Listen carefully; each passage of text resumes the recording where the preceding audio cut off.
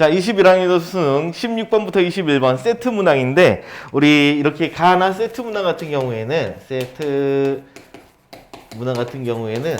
글을 한꺼번에 다 읽고 풀지 말라 그랬었지. 먼저 가글을 먼저 읽고, 그거에 관련된 문제나 혹은 선택지, 이걸 먼저 해결해야 돼. 자, 그래서 일단은 우리 가글을 먼저 좀 들어가 보도록 할게.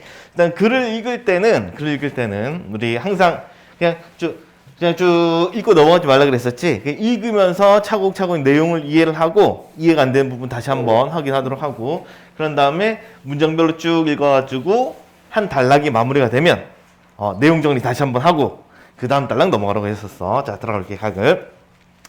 자, 18세기 북학파들은 청에 다녀온 경험을 연행록으로 기록하여 청의 문물 제도를 수용하자는 북학론을 구체하였다라고 했어.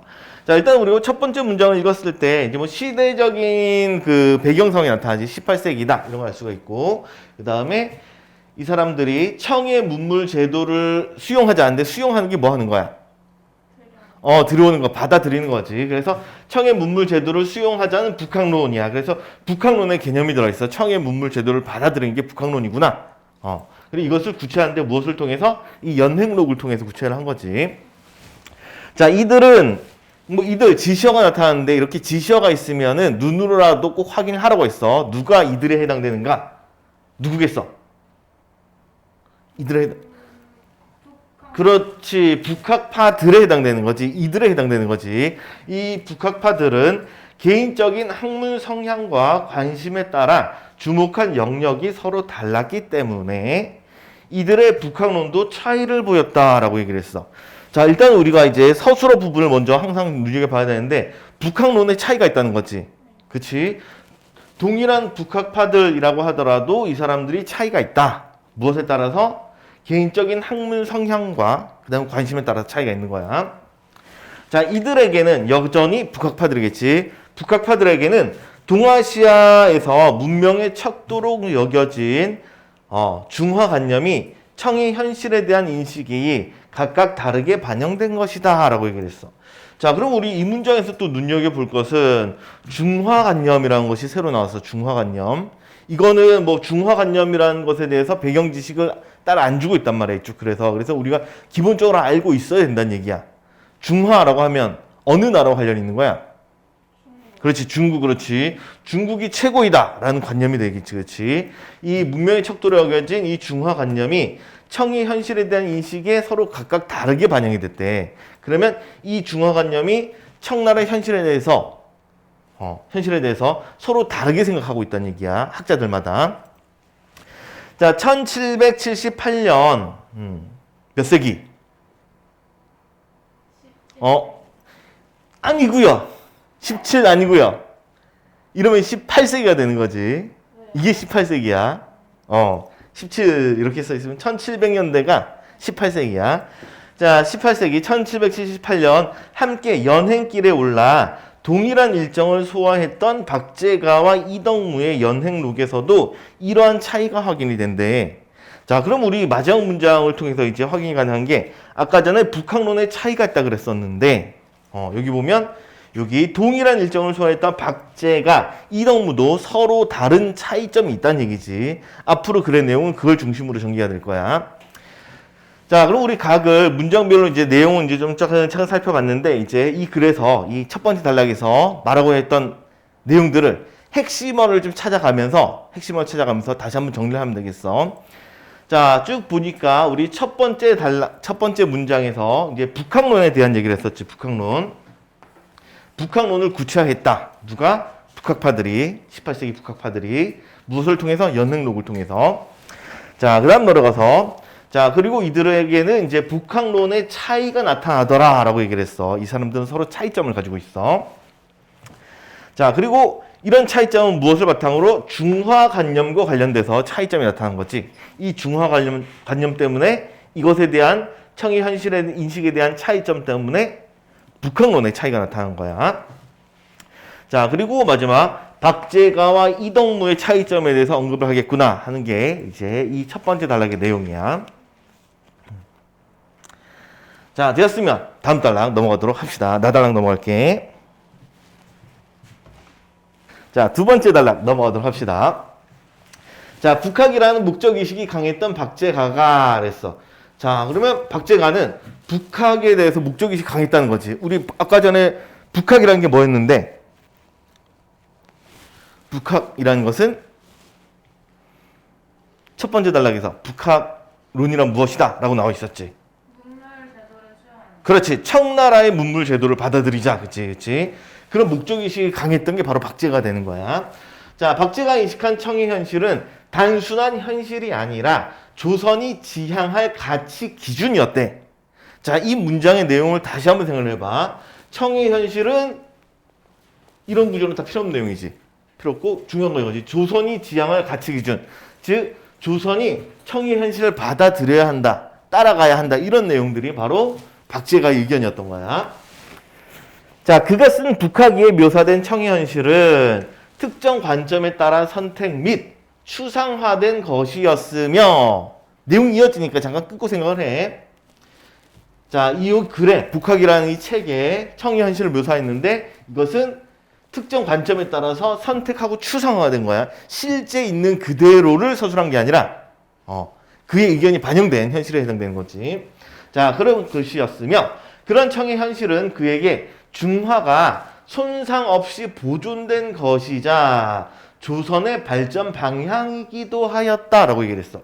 자, 다시 읽어봐. 청의 현실은 그에게 중화가 손상 없이 보존된 거래. 즉, 이 청나라의 현실은 중화가 그대로 보존된 것이라는 거야. 이 입장에선. 오케이? 자, 그리고 조선의 발전 방향 따라가야 되는 거지.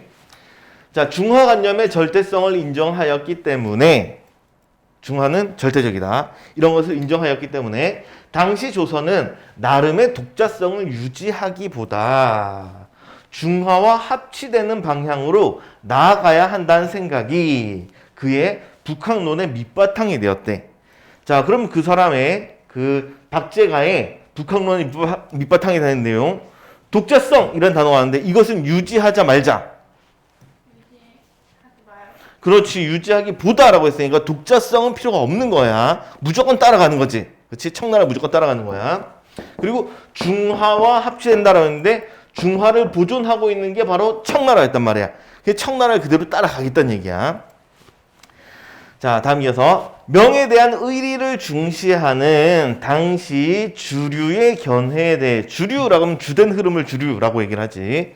자, 그래서 명나라에 대한 의리를 중시하는 당시 이제 주된 견해에 대해서 그는 의리 문제는 청이 천하를 차지한 지 100여 년이 지나며 자연스럽게 소멸된 것으로 여기고 라고 얘기를 했어.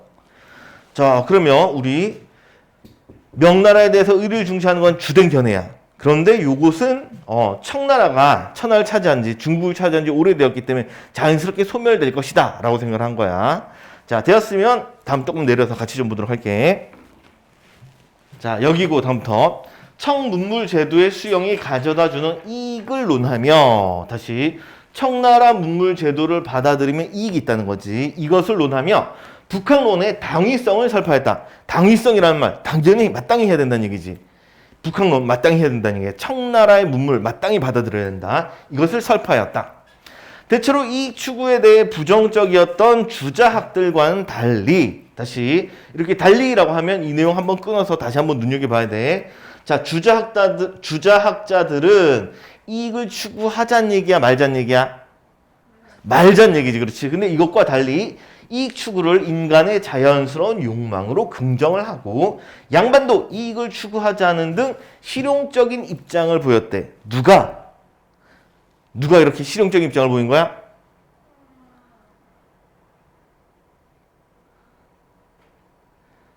이 그림, 지금 이 단락이 누구에 대한 얘기를 하고 있어? 북학이를 쓴 누구의? 그렇지, 박제가. 그렇지, 박제가의 입장인 거지. 바로 이익을 중시하겠다라는 걸 알 수가 있어. 자, 여기까지 읽었으면 그 다음 내려가서 그 다음에 이제 다시 올라가서 요 두 번째 단락 정리 좀 하도록 할게. 자, 보자. 이쪽에서 여기 보면 북학이라는 목적이 시각했던 박제가에 대한 얘기지. 이 단락은, 두 번째 단락은 박제가에 대한 내용이 주가 되고 있어. 자, 이 사람은 청의 현실이 곧 조선이 지향할 가치 기준이라는 거야. 청나라가 항상 기준이 되고 있는 거야.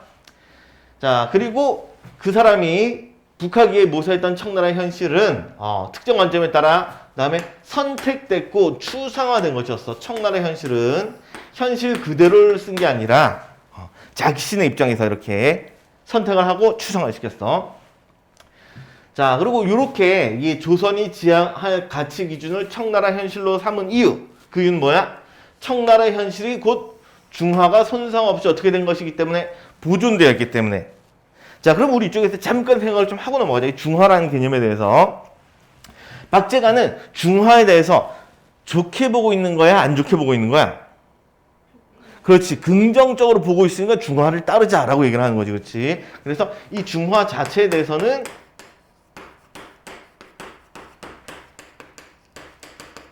긍정적 입장을 취하고 있구나 하는 것도 알 수가 있어. 자, 그리고 밑으로 또 내려가서 독자성이라는 단어가 나왔는데 독자성은 필요가 없다고 그랬었지. 그렇지. 조선의 독자성은 추구하는 게 아니야. 무조건 청나라를 따라가는 게 기본 바탕이 되겠어. 자, 그리고 당시 명나라에 대한 이제 내용이 명나라에 대한 얘기가 나타나는데 이 명나라에 대해서 의리를 중시한 것은 당시 주류견해였지. 그렇지. 주류견해였지. 명나라에 대한 의리를 지키자. 그렇지. 자, 그런데 그는 박제가였어. 박제가는 의리 문제는 청나라가 천하를 차지한 지 100여년이 지나면 자연스럽게 소멸될 것이다. 의리 문제는 그냥 자연스럽게 해결이 될 거야. 시간이 지났으니까 해결이 될 거야. 라고 생각을 하고 있는 거야. 자, 그리고 또 내려가서 이쪽으로 내려가면 이제 북학론의 당위성. 아까 전에 북학을 목적으로 삼고 있었던 사람이지. 그렇지? 자, 그리고 이익을 추구했던 게 이익 추구에 대해서 주자학자들은 이익 추구에 대해서 긍정적, 부정적? 그렇지, 부정적이지. 그런데 박제가 같은 경우에는 이익을 추구하자는 입장이었어. 이건 자연스러운 욕망이다 라고 생각하는 거지. 그렇지? 그래서 이익 추구라는 요 단어도 이쪽에서 이제 키포인트, 중요 단어, 키워드 중에 하나가 되겠어. 자, 두 번째 단락 정리가 되었으면 다음 단락 또 넘어가도록 할게. 자, 두 번째 단락이 박제가에 대한 글이었는데 이제 세 번째 단락 넘어가니까 이덕무에 대한 얘기로 바뀌었어. 이덕무는 어떤 차이점이 있는가를 눈여겨 잘 봐야 되겠지. 그렇지? 글의 내용 자체가 둘이 차이점이니까. 자, 이덕무는 입양기를 저술하면서 청의 현실을 객관적 태도로 기록하고자 했대. 입장이 다르지? 아까 전에 박제가는 청나라의 현실을 선택을 하고 주관적으로 이렇게 추상화를 했다면 얘 같은 경우는 객관적 태도로 기록을 했어. 잘 정비된 마을의 모습을 기술을 하면서 어느 나라가 어디가 잘 정비됐다는 얘기했어?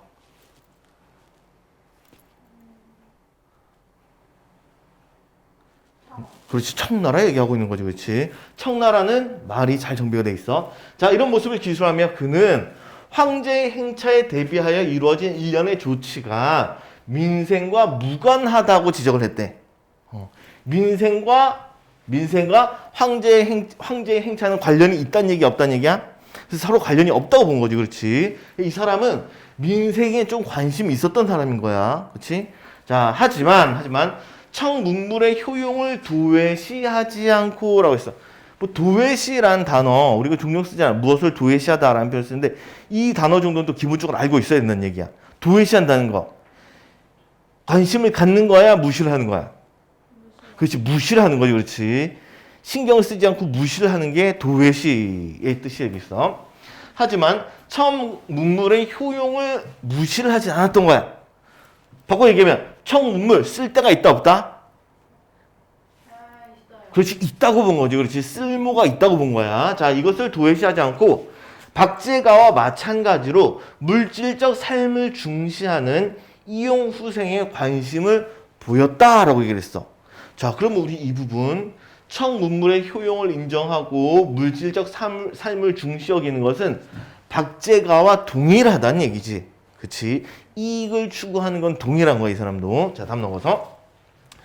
자, 스스로 평등견이라고 불렀던 인식태도를 바탕으로 그는 당시 청에 대한 찬반의 이분법에서 벗어나 청과 조선의 현실적 차이뿐만 아니라 양쪽 모두의 가치를 인정하였다. 문제가 길지? 그치? 어쨌든 우리가 항상 서술어 부분을 좀 잘 봐야 되는데, 여기 보면 청과 조선의 현실적 차이, 뿐만 아니라 양쪽 모두의 가치를 인정했다는 얘기야. 그럼 이쪽에서 양쪽이라 하면 어디와 어디를 양쪽이라는 표현 쓴 거야? 위에서부터 다시 읽어보면 여기서 양쪽은 그렇지. 청과 조선이 되는 거지. 청나라와 조선의 모두의 가치를 인정한 거야. 청나라도 인정할게. 우리나라도 인정해. 이런 입장이 되는 거야. 독자성과 관련 있는 거지. 그렇지? 자, 그럼 우리 이쪽에서 이게 평등견이라는 단어가 나타나는데 생전 처음 본 단어잖아. 평등견 도대체 무슨 견이야? 이거 개 이름도 아니고 그렇지? 일단 평등이라는 단어 알고 있지. 그렇지? 그리고 우리 이 뒤에 내용을 봤을 때 단순히 청에 대한 찬성, 청에 대한 반대 이런 것에서 벗어나 청나라 인정해, 우리도 인정해 이런 거지. 그렇지? 이렇게 서로 인정하는 거니까 평등견이라고 할 때 이 견은 어떤 의미가 뜨고 있을까? 견은 그렇지. 의견, 견해 그런 단어가 되는 거지. 그렇지? 모두 평등한 거야. 모두 동등한 거야. 모두 인정하는 거야. 이게 평등견의 의미가 될 거야. 자, 되었으면 조금 내려서 또 밑에 같이 보도록 합시다. 자, 가치를 인정하였다. 다음부터 이런 시각에서부터 보면 되겠어. 이런 시각에서, 즉 모두를 인정하는 이런 시각에서 그는 청과 조선은 구분된다고 했으니까 둘이 차이점을 인정하는 거지. 그렇지? 구분되지만 서로 배타적이지 않다고 본 거야. 서로 배타적이라는 것은 이쪽 아니면 저쪽인데 이게 배타인데 둘 다 인정하는 거지. 차이는 있지만 둘 다 인정하는 거야. 자, 즉 청을 배우는 것과 조선 사람이 조선 풍토에 맞게 살아가는 것은 서로 모순되지 않는다는 것이다. 자, 이 문장이 중요해. 다시 이 청을 배우는 것, 청나라를 배우는 것, 받아들이는 것 이것과 조선 풍토에 맞게 조선 사람들이 조선 풍토에 맞게 하는 것 이게 모순이 안 된대. 그러면은 이걸 통해서 말하자면 청나라 배우자 말자. 그렇지. 배우자는 입장이지. 그렇지. 청나라를 배우자는 얘기야. 동시에 조선 풍토에 맞게 살자 아니다. 그렇지. 살자. 그렇지. 이것과 이것을 동시에 추구를 하는 거지. 그렇지. 이게 이 사람 입장이야. 자, 하지만 그는 조선인들의 외양이 만주족처럼 변화된 것을 보고 만주족 배경지식 조금 필요한 것 같아. 이게 청나라와 관련이 있겠지. 그렇지? 자, 만주족처럼 변화된 것을 보고 비통한 감정을 토로하며 이걸 얘기했다는 거지. 다시 그러면 중국인들의 외양이 만주족처럼 변한 것에 대해서 이 사람은 긍정적 입장이야? 부정적 입장이야? 그렇지. 부정적인 거지. 이것을 안 좋게 보고 있는 거야. 자, 이렇게 보고 비통한 감정을 토로하며 중화의 중심이라 여겼던 명예에 대한 의리를 중시하는 등 자신이 제시한 인식 태도에서 벗어나는 모습을 보이기도 했대. 자, 이 구절 잘 봐. 중화의 중심이라 여겼던 명예에 대한 의리를 중시한다 그랬지. 그렇지. 자, 그러면 이덕무 같은 경우에는 중화 개념을 어느 나라하고만 연결지어 생각하는 거야? 어느 나라가 중화다? 다시 청나라는 중화라고 보는 거야? 안 보는 거야?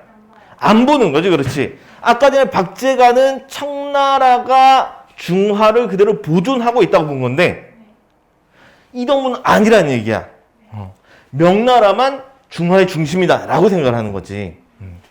그래서 중화에 대한 인식도 다르다는 걸 알 수가 있어. 자, 다음에 자신의 제시한 인식 태도에서 벗어났다는데 여기서 다시 보자. 자신이 제시한 인식 태도라고 하는데 자신이 제시한 인식 태도 위에서 나온 견해 얘기하는 거지. 곧 무슨 견해야? 여기서 인식이 바로 위에 나온 평등견을 얘기하는 거지. 그렇지? 청나라 인정해, 조선도 인정해 라고 했는데 청나라 인정한다고 말은 하면서도 그럼에도 불구하고 중화는 어디다? 명나라다. 이렇게만 생각을 하고 있는 거야. 그래서 이렇게 벗어난 모습도 보인다 라고 얘기를 한 거지. 자, 되었으면 마지막 단락. 자, 우리 글 처음부터 다시 한번 같이 쭉 정리를 하도록 할게. 자, 가단락에서는 이 북학파들의 북학론에 대한 얘기를 하고 있어. 청의 문물을 받아들이자. 그리고 이 사람들은 서로 좀 다르더라. 무엇에 따라서? 중화 관념에 따라서. 그리고 개인적인 학문 성향과 관심에 따라서. 그래서 똑같은 북학이라 하더라도 북학론의 내용이 좀 다르다. 그리고 그와 관련돼서 박제가 이덕무에 대한 얘기를 하겠다는 게 가단락의 내용이었어. 자, 두 번째 단락에선 먼저 박제가 된 얘기를 하고 있는데 이 사람은 청나라 현실 이것을 조선이 지향할 가치 기준으로 보고 있었고 청나라 현실은 그 사람의 이제 관점에 따라서 선택하고 추상화된 거였어. 있는 그대로가 아니었던 거야. 그리고 쭉 내려가서 청나라 현실은 중화가 그대로 반영된 것, 그대로 보존된 것으로 보고 있었고 자, 그리고 쭉 내려가서 자, 명에 대한 의리를 중시하는 그런 주류 견해가 있었는데 그런 것들은 시간이 지르면 해결될 거야 라고 인식을 하고 있어. 자, 또 내려가서 그리고 이 추구에 대해서는 박제가는 긍정적이다. 그렇지? 당시 주작자들은 이 추구 안 돼 라고 했는데 이 사람은 긍정적이었어. 자, 다음 이덕무. 세 번째 단락은 이덕무에 대한 얘기인데 이 사람은 청의 현실을 정반대로 객관적 태도로 기술했다는 특징이 있는 거지. 자, 그리고 민생에 대해서 관심을 가졌던 사람이구나 하는 것도 알 수가 있고. 자, 하지만 공통적으로 청문물의 효용 이런 것들은 박제과의 공통적으로 박제과와 동일하게 모두 인정을 하는 입장이야. 청나라 문물 좋아 받아들여. 왜? 북학파니까 당연한 얘기지, 그렇지? 자, 그리고 조금 내려서 자, 그 다음에 이 평등견에 대한 얘기가 나타났는데 이 사람은 단순한 청나라에 대해서 단순한 찬성 반대 입장이 아닌 거야. 청나라 조선의 현실적 차이, 그 다음에 모두의 가치 이런 것들을 모두 차이점과 가치를 모두 인정을 하는 게 평등견의 기본적인 입장이 되겠어. 자, 그리고 이 사람 청을 배우자와 그 다음에 조선 사람이 조선 풍토에 맞게 살아가자 이 두 가지를 동시에 추구하는 사람이야. 이건 모순되지 않는다. 자신의 주장이야. 하지만 문제점 이 사람은 중국 사람들의 외형이 만족처럼 변한 것 이거에 대해 부정적이고 그 다음에 중화의 중심이라 하겠던 명예에 대한 의의를 중시하는 것 이런 것들이 자신이 제시한 인식 태도 즉 위에 나왔던 이 평등견에서 벗어나는 모습 모순되는 거지 스스로. 오케이. 자, 그래서 글의 시작 첫 번째 단락에서는 북한론에 대한 얘기가 제시했고 그 다음에 두 번째 단락에서는 박제가 세 번째 단락에서는 이덕무에 대한 얘기를 쭉 언급했어. 그리고 두 사람의 차이점을 중심으로 언급을 하고 있지. 자, 되었으면 이 가글과 관련된 문제들부터 먼저 쭉 살펴보도록 할게. 자, 먼저 16번 문제 보면 가나에 대한 설명을 가장 적절한 것은 이렇게 가와 관련된 내용들을 전부 다 봐야 되는 거지. 그치? 자, 첫 번째 1번 봐봐. 가는 18세기 중국에 대한 학자들의 견해를 제시하면서 라는데 일단 18세기 맞아? 그렇지. 맞는 얘기지. 중국의 학자들의 견해라 그랬지. 학자들 나왔어. 그렇지. 2명 나왔지. 그렇지. 학자들 나왔어. 자, 이걸 제시하면서 그러한 견해의 형성 배경 어떻게 형성되었는가 이런 내용들 뭐 중화에 대한 인식이나 이런 이것들이 기본적으로 견해에 해당되겠지. 자, 그리고 배경이 견해 간의 차이를 설명하고 있다는데 그 두 사람 간의 차이 잘 드러났나? 그렇지. 잘 드러났지. 그러면 적절한 거 찾는 건데 1번이 바로 적절하니까 1번 이렇게 나오는 거지. 그치? 그럼 밑에 거 볼 필요가 없는 거야. 이럴 때는. 그치? 답이 바로 나온 거야. 그래서 항상 다 먼저 보고 우리 낙을도 원래 다 읽고 밑에를 봐야 되지만 이제 볼 필요가 없어졌잖아. 이럴 때 이제 시간이 단축되는 거라고. 오케이? 자, 됐으면 다음 문제 넘어가도록 할게. 자, 17번 문제. 가의 박제가와 이덕무에 대한 이해로 적절치 않은 것은 이러는데 우리 이것도 가와야 되는 거잖아. 바로 풀어야 되는 거야, 이거. 자, 박제가 이덕무. 자, 먼저 1번 박제가 얘기야. 박제가는 청의 문물을 도입하는 것 이것이 중화를 이루는 방도다. 그치? 관련 있지, 그치? 왜? 박제가는 청나라는 곳 중화다. 중화를 이어받았다. 라고 생각했으니까 적절한 내용이 되는 거지. 자, 다음 2번 넘어서 박제가는 자신이 파악한 청나라의 현실 이것을 조선을 평가하는 기준이다라고 했어. 자, 요거는 약간의 추론이 필요한데 조선을 평가하는 기준이란 말 썼어. 청나라의 현실은 조선이 따라가야 될 거지. 추구해야 될 거란 말이야. 그러면 청나라의 현실이 높으면 조선이 거기에 왜 밑에 있구나. 이런 것들 파악이 가능하겠어 안 되겠어? 가능하겠지. 그치? 그래서 청나라 현실이 조선을 평가하는 기준이다 라는 얘기는 적절한 표현이 되는 거야. 조선이 청나라만큼 따라왔으면 조선도 뛰어나 라는 말이 가능할 것이고 청나라에 비해서 조선이 뒤떨어져 있으면 조선이 좀 뒤떨어졌구나 하고 평가 가능하단 말이야. 왜? 항상 청나라의 현실이 기준이 되고 있으니까. 그래서 2번도 적절한 표현으로 볼 수가 있어. 자, 다음 3번. 자, 이번 이동무 얘기로 넘어왔어. 이동무는 청의 현실을 관찰하면서 이면에 있는 민생의 문제를 간과하지 않았다라고 했어. 간과한다는 말이 뭔 뜻이야? 보고 그냥 넘기는 거지. 대수롭지 않게 여기고 넘어가는 것을 간과한다고 하거든. 자, 그러면 우리 이 민생이란 단어가 나온 부분이 아까 황제의 행차 얘기 그 부분에 있었거든. 황제 행체와 관련된 이런 얘기를 하면서 그 사람이 민생에 대해서 신경을 썼어 안 썼어? 그렇지, 썼단 말이야. 그렇지. 황제 행차와 관련된 이런 잘 가지런히 이렇게 정돈된 이런 마을의 모습 이런 것들이 민생과는 무관하다라고 얘기를 한 거야. 즉 이 사람은 민생에 관심이 있었던 사람인 거야. 그래서 이렇게 간과하지 않았다라는 얘기는 이건 적절한 표현에 해당되겠어.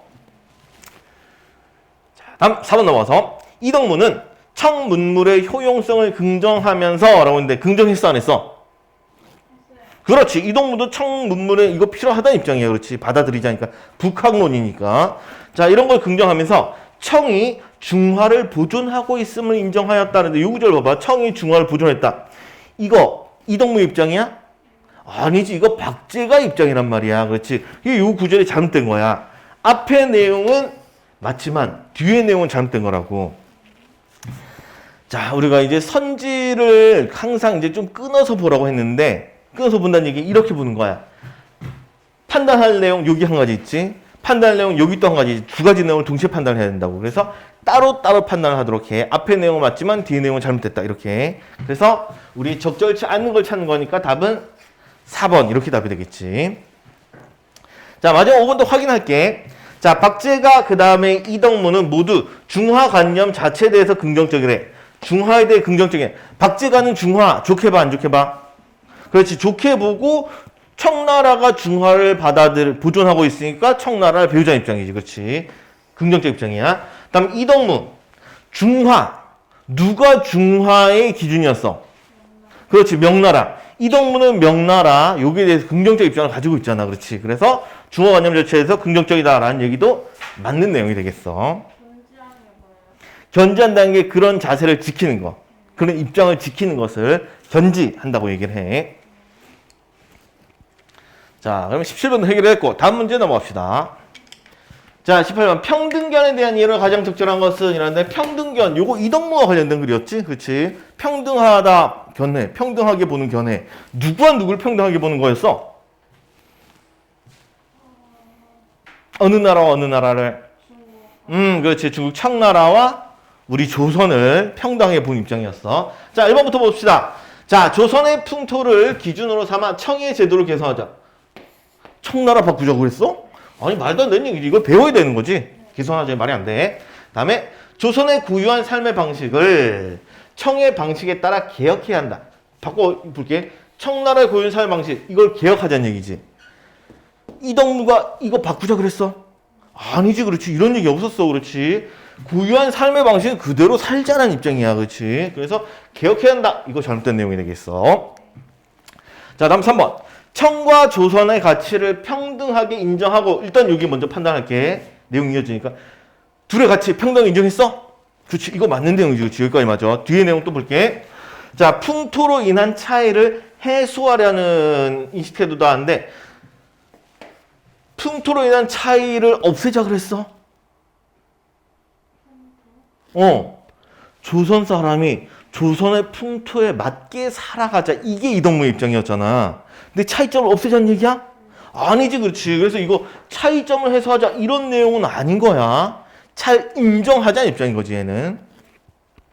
자, 그래서 일단 1, 2, 3번 다 잘못됐고 다음 4번 넘어서 자, 중국인의 외양이 변화된 모습을 명예에 대한 의리 문제와 관련지어 파악하려는 인식 태도이다 라고 얘기를 했어. 자, 우리 외양이 변화된 모습을 명예에 대한 의리 문제와 관련지는 게 이게 이동무의 입장이긴 해. 그렇지. 그런데 문제는 우리 문제로 돌아가 봐. 평등견에 대한 이해란 말이야. 이 내용은 평등견과 관련이 있어 없어? 없지. 평등견에서 벗어난 인식이 된단 말이야. 그렇지? 그래서 이것은 잘못된 내용이 되는 거야. 이유는 평등견과 이거 무관해.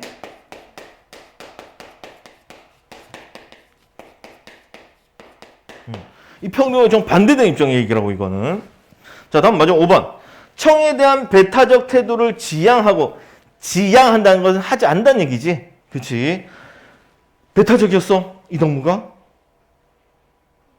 청을 멀리하자는 얘기야? 아니지, 그렇지. 청을 받아들이자는 얘기란 말이야. 그래서 이 배타적 태도를 지향하고라는 내용은 적절한 표현이 되겠지. 다음에 청과 구분되는 조선의 독자성을 유지하자. 조선은 조선이다.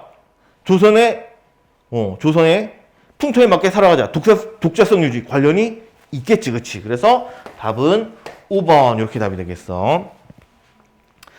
자, 우리가 이 문제 같은 경우에는 어휘들이 조금 좀 까다로운 어휘들이 있단 말이야. 여기 보면 아까 전에 어디 갔어? 뭐 지향이라는 단어들이 있었지. 이런 단어들이 기본적으로 우리가 알아야 된다는 얘기야. 우리 지향하는 것은 추구하는 거지. 향이 들어가면 추구를 하는 거야. 아니면 지향이라고 하면 그걸 하지 않는다는 얘기야. 이런 단어들 좀 잘 기억해 두도록 하자. 기본적으로 모르는 어휘들이 있으면은 이거 사전 찾아가지고 우리도 휴대폰 다들 하잖아. 그치? 휴대폰 게임 하는 데만 쓰지 말고 너튜브만 보지 말고 단어 찾는 데도 항상 보도록 해. 자, 되었으면 다음 문제 또 넘어가도록 할게. 자, 다음 문제 보면 19번인데 여기 기억의 힘이라고 하는데 이것은 가글과 나글 중에 어디에 담겨 있어? 나글에 있단 말이야. 이런 것들은 나글을 읽고 나서 푸는 거야. 이게 신경을 안 쓰면 된다고. 나중에 푸는 문제야, 이건. 자, 다음 문제 또 넘어가서. 자, 20번 문제 넘어가면 보기는 가에 제시된 북학의 일부래. 북학이 누가 썼어? 박재가이 그렸지, 그렇지. 그거 일부야. 자, A와 나를 참고하여 보기에 대해 비판적 읽기를 수행한 학생의 반응으로 적절치 않은 것. 잘못된 거 찾아야 돼. 자, 일단 우리 이 문제 자체가 난이도가 상당히 보자면 높을 수가 있어. 왜 그러냐면 보기 봐야 되지. 그치? 보기 판단해야 되지. 그 다음에 A 판단해야 되지. A는 그 가와 나중에 어디에 있어? 가글과 관련돼 있단 말이야. 다음에 동시에 또 나글도 판단해야 되지. 세 개를 동시에 생각해야 돼. 머릿속이 복잡해, 안 복잡해? 당연히 복잡하단 말이야. 그렇지? 그래서 이런 문제를 풀 때면 어떻게 풀어야 되냐면 먼저 보기를 읽고 보기와 관련된 내용을 먼저 살펴봐. 보기를 읽고 보기를 자세히 읽어야 돼. 보기가 어떤 입장인가 반드시 판단해야 된다고. 보기를 읽고 보기를 먼저 보는 거야. 보기를 먼저 보고 얘를 1순위로 보고 그 다음에 이와 관련된 선택지들을 먼저 쭉 보면서 적절한 거, 적절치 않은 거 이거 분류를 해. 그 다음에 우리가 각을 읽었잖아. 그치? 각을 읽었으니까 이걸 보고 그 다음에 남은 것 중에서 이 남은 선택지에서 가와 관련돼서 A와 관련돼서 지우는 거야. 오케이? 이렇게 문제를 풀면 돼.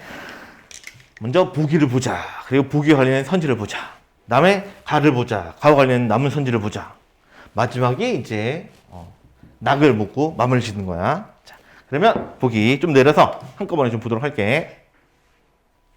자, 보기를 보도록 합시다. 자, 우리나라에서는 자기가 사는 지역에서 많이 나는 산물을 다른 데서 산출되는 필요한 물건과 교환을 하여 풍족하게 살려는 백성이 많으나 힘이 미치지 못한다고 했어. 내용 다시 한번 읽어볼게. 자기가 사는 지역에서 많이 나는 산물이라고 했지. 산물이 뭔데? 거기서 산출되는, 거기서 나오는 물건들 얘기하는 거야. 이 물건을 다른 데서 나오는 필요한 물건과 교환, 즉 물물 교환을 한다는 얘기야. 물물 교환. 오케이? 자, 물물 교환을 해서 풍족하게 살려는 백성이 많으나 그 힘이 미치지 못하는 거야. 자, 중국 사람은 이제 우리나라 얘기인데 이제 중국 얘기로 바뀌었지, 그렇지? 내용이 달라져. 중국 사람은 가난하면 장사를 한대. 그렇더라도 정말 사람만 현명하면 원래 가진 풍류와 명망은 그대로다라고 했어. 그러면 장사를 하더라도 이 사람이 현명하다면 명망이 유지가 된다는 얘기지. 우리나라는 그렇다 그렇지 못하다. 그렇지 못하다는 입장을 깔고 있는 거야. 자, 그래서 유생이 뭔데? 그거 알아야지. 공부한 선비들. 이 사람은 유생이라고 해. 자, 선비들이 거리낌 없이 서점도 출입하고 재상조차도 우리 재상이라 하면 왕 바로 아래에 있는 높은 사람들 재상이지. 자, 재상조차도 직접 융복사 앞 시장에 가서 뭐 융복사 무슨 절 이름 같아. 자, 여기 시장에 가서 골동품까지 사는 거야. 즉 선비와 관리들이 시장에 출입을 하는 거야. 중국에서는. 자, 반면 우리나라는 다시 우리나라로 돌아왔어. 자, 해마다 은수만 양을 연경에 실어 보내 약재와 비단을 사오는 반면 다시 우리나라가 연경 중국이지. 중국에 뭘 보내는 거야? 은을 보내는 거지. 그리고 뭘 가져와? 약재와 비단을 가져오는 거야. 자, 이러는 반면 우리나라 물건을 팔아 저들의 운으로 바꿔오는 일은 없다라고 했어. 자, 그럼 우리 이 부분 잘 생각해봐. 자, 은이 나가긴 하는데 은이 다시 들어오는 일은 있다 없다? 없는 거야. 그렇지. 은은 안 들여와. 자, 은이란 천년이 지나도 없어지지 않는 물건이지만 약은 사람에게 먹여 반나절이면 사라져버리고 비단은 시신을 감싸서 묻으면 반년 만에 썩어 없어진대. 자, 우리 그럼 마지막 부분에서 말하고자 하는 바 은은 없어지지 않는 물건이야. 즉 영구히 보존이 되는 물건인 거지. 하지만 약이라든가 비단이라든가 이런 산물들, 이런 물건들은 어떻게 되는 거야? 사라져버린다. 이게 입장이야. 자, 그럼 우리 이 글과 관련해서 보기의 입장을 다시 한번 생각을 좀 해보도록 해. 자, 우리나라가 하고 있는 행위들에 대해서는 긍정적으로 봐, 부정적으로 봐? 우리나라가 잘한다, 잘 못한다? 잘 못한다는 얘기지, 그치? 중국은 잘한다, 잘 못한다? 잘한다는 얘기야. 장사도 하고, 심지어 가장 중요한 건 은에 대해서는 긍정적, 부정적? 은을 그렇지 긍정적으로 보고 있는 거지. 그렇지. 오케이. 자, 여기까지 되었으면 밑에 선지를 쭉 살펴보도록 할게. 자, 1번 선지 읽어보면 북위에 제시된 중국인들의 상업에 대한 인식. 자, 북위 중국인들의 상업에 대한 인식 긍정적이야 부정적이야? 그렇지. 좋게 보고 있는 거지. 그렇지. 그래서 A에서 제시한 실용적인 입장에 부합한다. 근데 일단 요것만 볼게. 실용적 입장인가? 중국이 실용적 입장이냐? 그렇지. 이거 맞는 얘기지. 그렇지. 일단 북위에 대한 설명은 적절한 표현이 되겠어. 자, 다음 2번. 다음에 북위에 제시된 조선의 산물 유통에 대한 서술은 북한론의 당위성을 뒷받침하는 근거를 볼 수 있느냐? 자, 봐봐. 북위에 제시된 조선의 산물 유통에 대한 서술이 나왔지. 조선이 산물 유통을 잘 하고 있대, 잘 못하고 있대. 잘 못하고 있다고 본 거지. 그러면 북한론을 해야 된다. 즉, 청의 문물을 받아들여야 한다는 것에 근거가 될 수 있겠어? 그렇지. 이거 근거가 될 수가 있는 거지. 그렇지. 청나라는 저렇게 잘하고 있는데 조선은 그렇지 못하단 말이야. 그러니까 청나라를 받아들이자는 근거. 이게 말이 되는 거지. 그렇지.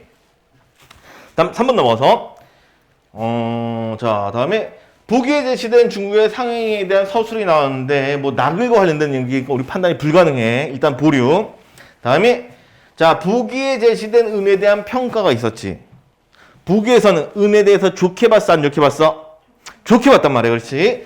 자, 다음 쭉쭉 넘어가서 참고할 때 다음에 요거 은의 효용적 측면을 간과한 평가다라고 했어. 자, 북위에 제시된 은에 대한 평가가 은의 효용적 측면을 간과한 거야? 아니지. 그렇지. 간과를 하지 않았단 말이야. 가볍게 보질 않았어. 그래서 북위에 관련된 설명이 모순이 된 거지. 그렇지? 그럼 다음에 몇 번이 되겠어? 4번 이렇게 나온단 말이야. 그치? 그래서 이런 문제들을 읽을 때 이렇게 북위와 관련된 문제, 가와 관련된 문제, 나와 관련된 문제 이렇게 얘기가 있으면은 먼저 북위 꼼꼼하게 읽고 북위와 관련된 내용들만 먼저 판단을 해. 그러면 머리 크게 안 쓰고도 답이 쉽게 나올 수가 있는 거야. 오케이? 자, 되었으면 다음이 이제 다음 문제가 어휘 문제인데 어휘 문제는 좀 보도록 할게. 자, 사실 이런 어휘 문제들은 문제의 내용과 전혀 관련이 없단 말이야. 그냥 한 문장만 읽으면은 그 문장만 읽으면 문제가 보통 판단이 일반적으로 돼. 그래서 우리 먼저 요거 A, B와 관련해서 먼저 좀 살펴보도록 할게. 자, 먼저 그 가글에서 보면 가글의 A, 스몰 a 부분 두 번째 단락이야. 보존되다, 손상 없이 보존되다라는 말이 있어. 오케이? 자, 손상 없이 보존되는 게 보호해서 잘 유지가 되는 게 보존이지. 그렇지? 드러나다. 관련이 있어 없어? 그렇지. 전혀 관련이 없는 거지. 그렇지. 그래서 이건 지우고 1번 잘못됐어. 다음 B로 넘어가 보도록 합시다. B. 세 번째 단락에 보면 도외시하다라고 했는데 도외시하는 것이 무시하는 거였잖아. 그렇지? 생각하다. 그렇지. 정반대의 의미란 말이야. 그렇지. 잘못됐어. 다음에 나 그래. C 부분 그 문장만 읽어볼게. 하나 둘 셋 넷 다섯 번째 줄이지. 장거리 교역의 상품이 사치품에 한정되지 않고 한정됐다. 그것뿐이란 얘기지. 그치? 자, 그럼 보면 사치품에 그치지 않고라고 하면 관련이 있어 없어? 그렇지. 관련이 있지. 그렇지. 답이 그냥 3번 이렇게 나오는 거지. 그래서 어휘 문제들은 그냥 바로바로 풀면 돼. 딱 글 보자마자 어휘부터 풀어도 상관이 없어. 이거는. 자, 됐으면 이제 남은 문제가 19번 문제인데 19번 하나를 풀기 위해서 나글을 봐야 돼. 자, 그래서 우리 기억과 관련 없는 부분은 그냥 빠르게 읽고 넘어갈 거야. 오케이? 이러면 돼. 자, 나글로 넘어가도록 합시다. 자, 원래는 사실 뭐 기억 부분만 보고 그 단락만 보고 문제를 푸는 게 정상적인데 그래도 우리가 평가원 글이니까 봐주는 게 예의라서 글이 어떻게 흘러가고 있는가 이런 걸 봐주는 게 예의야. 그래서 그래도 좀 빠르게 볼게. 자, 18세기 후반의 중국은 이것도 18세기인데 이건 후반 얘기야. 중국은 명대 이래 아니면 명나라 시대지. 명나라 시대 이래 경제 발전이 정점에 달해 있었대. 경제 발전 얘기. 자, 대부분의 주민들이 접근할 수 있는 향촌의 전기시장부터 인구 100만의 대도시의 시장에 이르는 여러 단계의 시장들이 그물처럼 연결되어 국내 교역이 활발하게 이루어지고 있었다라고 얘기했어. 자, 우리 잠깐 여기 보면은 자, 여기 대부분의 주민들이 접근할 수 있는 향촌이라고 하는데 향촌이라고 하는데 이게 향촌 어디 얘기하는 거야? 촌. 어디겠어? 촌이니까 시골 얘기하는 거지. 그렇지? 그래서 대부분의 주민들이 접근할 수 있는 이런 시골 시장뿐만 아니라 대도시 시장까지 전부 다 연결이 되는 상황이야. 자, 장거리 교육의 상품이 사치품에 한정되지 않고 여기에 그치지 않고 일상적 물건으로까지 확대가 된 거야. 장거리 교육 상품이 사치품부터 일상적 물건까지 모두 교육 상품이 되고 있어. 상인 조직의 발전과 신용기관의 확대는 교역의 질과 양이 급변하고 있었음을 보여준대. 다시 상인 조직의 발전과 신용기관의 확대가 되는데 신용기관 뭐 예를 들어서 우리 같은 경우에 뭐 은행 이런 것들이 신용기관에 해당될 것 같은데 자 이런 것들이 확대됐고 그리고 교역하는 질과 양이 급변했대. 여기서 급변하고 있는데 좋게 변하고 있겠어? 안 좋게 변하고 있겠어? 그렇지. 좋게 변하고 있다는 얘기지. 그렇지. 자 일단 뭐 여기까지 뭐 넘기기 전에 여기까지 보면 18세기 후반의 중국 엄청나게 경제 발전이 이루어지고 있다라는 얘기가 그냥 여기까지 쭉 같은 내용들이야. 자, 다음 이어서 자, 대외무역의 다음부터 자, 대외무역의 발전과 은혜 유입은 중국의 경제적 번영에 영향을 미친 외부적 요인이었대. 다시 경제 발전, 은혜 유입 이것은 경제적 번영에 영향을 미친 외부적 요인이래. 바깥의 요인이야. 바깥 요인. 자, 은혜 유입 그리고 이를 통해 가능해진 은을 매개로 한 과세는 과세란 말인데 과세가 뭐 하는 거야? 그렇지. 세금이지. 이런 세금은 상품 경제의 발전을 자극을 했어. 은과 상품의 세계적 순환으로 중국 경제가 세계 경제와 긴밀하게 연결되었다. 여기까지가 첫 번째 내용. 어쨌든 첫 번째 내용은 중국 발전했음. 거기다 은까지 해서 은까지 더욱 발전했음. 이게 이제 첫 번째 단락의 내용이었어. 특별한 게 없어. 좋은 얘기만 있었어. 자, 다음 단락 넘어가도록 할게. 시장 때문에도 발전했는데 거기 은까지 해가지고 세계 경제로도 연관이 되었다. 이런 내용이었지. 자, 다음에 그러나 나왔어. 그러나 나왔으니까 좋은 얘기 안 좋은 얘기? 그렇지. 안 좋은 얘기가 나오겠구나 하는 걸 예측할 수 있는 거지. 자, 그러나 청해 번영은 지속되지 않았고 19세기에 접어들 무렵부터는 좀 전에 18세기 얘기했는데 19세기야. 19세기에 접어들 무렵부터는 심각한 내외의 위기에 직면해 급속한 하락의 시대를 겪게 되는데 자, 우리 심각한 내뿐만 아니라 외도 있는 거야. 즉 중국 내부뿐만 아니라 중국 외부도 관련이 있는 거지. 자, 북학파들이 연행을 했던 18세기 후반에도 이미 위기의 징후들이 나타나고 있었대. 이미 그랬던 거야. 급격한 인구 증가로 인한 여러 문제는 새로운 작물 재배, 개간, 이주, 농경 집약화 등 민간의 노력에도 불구하고 해결되지 않았대. 자, 인구 증가로 이주 및 도시화가 진행되는 가운데 전통적인 사회적 유대가 약화되거나 단절된 사람들이 상호 부조 관계를 맺는 결사 조직이 성행하였다. 자, 문장이 뭐 살짝 이제 우리가 좀 낯선 표현들도 있는 것 같아서 이 문장을 좀 다시 보도록 할게. 자, 인구가 늘어났지? 사람들이 점점 늘었어. 이주하겠대. 이사 가는 거지. 도시화가 진행되겠지. 한 곳에 몰리는 거야. 사람들이 많아지니까 이사하고 도시화가 진행되는 가운데, 자, 이렇게 도시화가 진행되면 전통적인 사회적 유대는 어떻게 된다고? 약화된다고. 즉 시골에 살던 사람들끼리는 서로 친했었는데 이 사람들이 흩어지게 되니까 이게 약화되는 거야. 자, 그리고 단절된 사람들이 무엇을 맺죠? 상호 부조 관계, 서로 돕고 도는 새로운 관계를 유발한 거야. 자, 이런 결사 조직이 성행을 했다.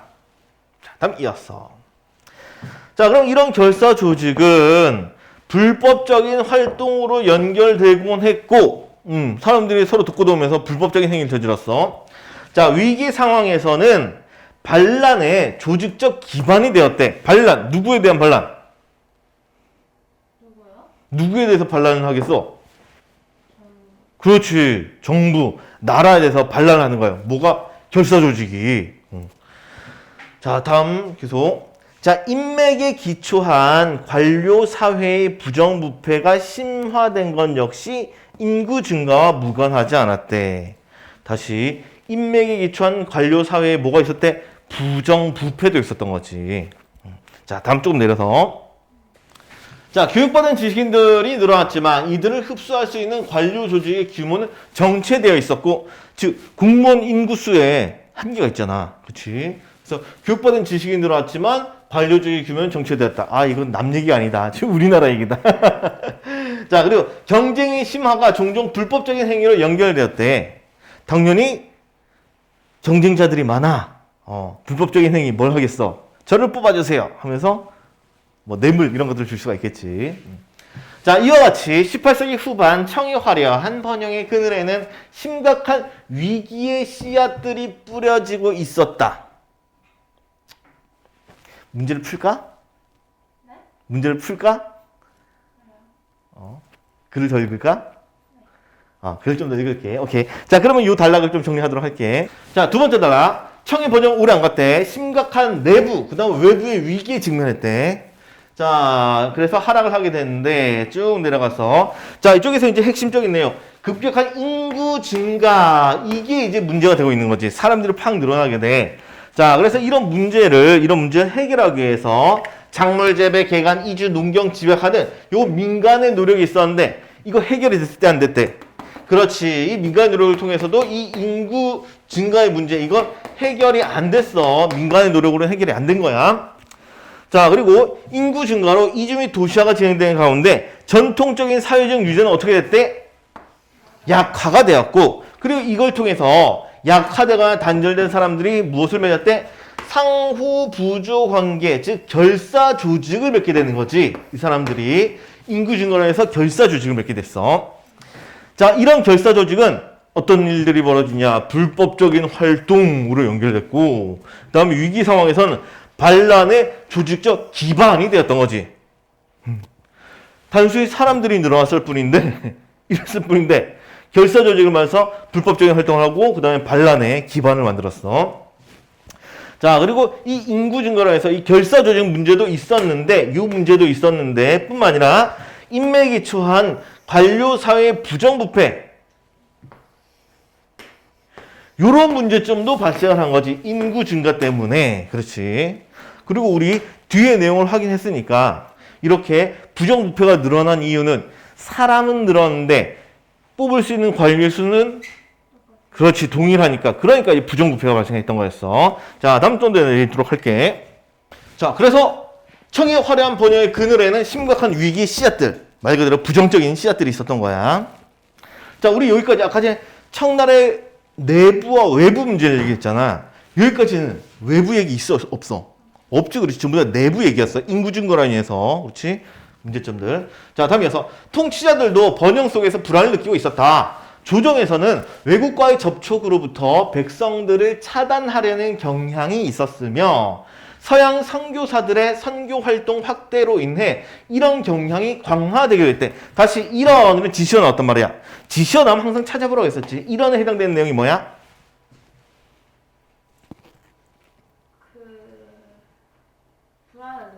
그렇지. 불안을 느끼고 요거 외국과의 접촉으로부터 백성들을 차단하라는 경향. 이게 바로 이런 경향에 해당되겠지. 그렇지? 항상 지시어들은 꼭 확인해 보는 걸로. 자, 다음에 이 때문에 18세기 후반에 청조정은 서양에 대한 무역 개방을 축소하는 모습을 보인 거야. 그렇지? 줄이는 거 차단하라고.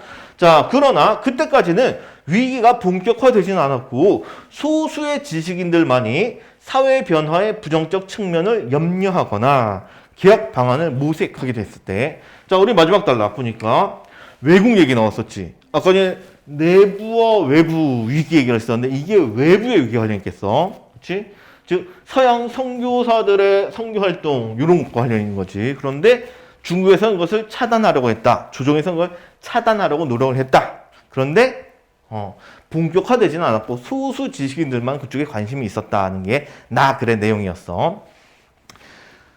자, 되었으면 우리 그 기억 관련해서 이제 문제 좀 풀도록 합시다. 자, 19문제. 문맥을 고려할 때 기억의 의미를 파악하는 내용은 적절한 것은 해서 이번에 적절한 걸 찾는 건데 우리 기억의 내용 자체가 무슨 것이었어?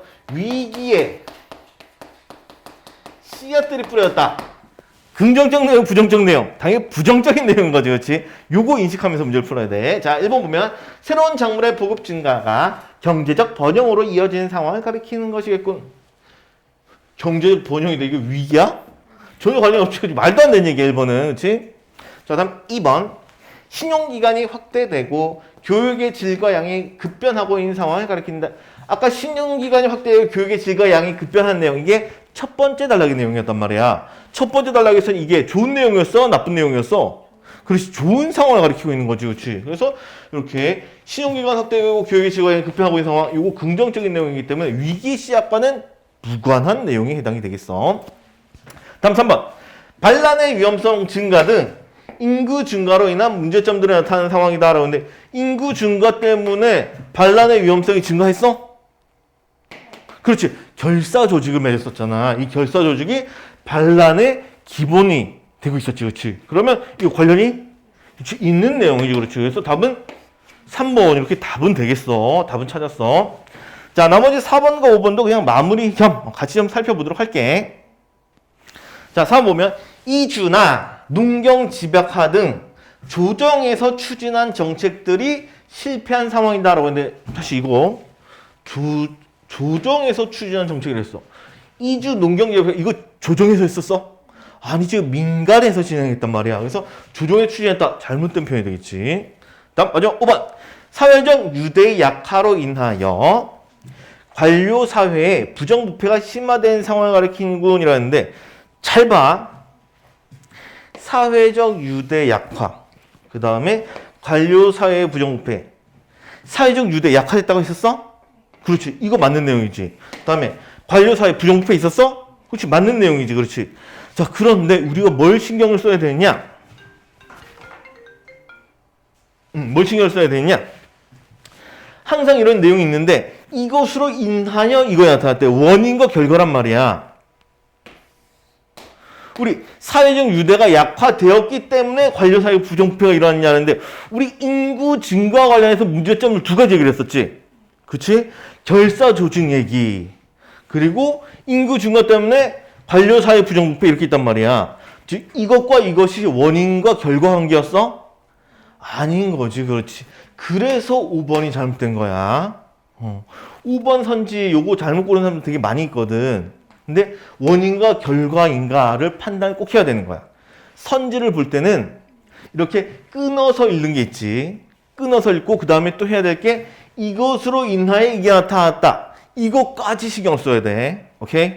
자, 되었으면 이 질문은 여기까지 하도록 합시다.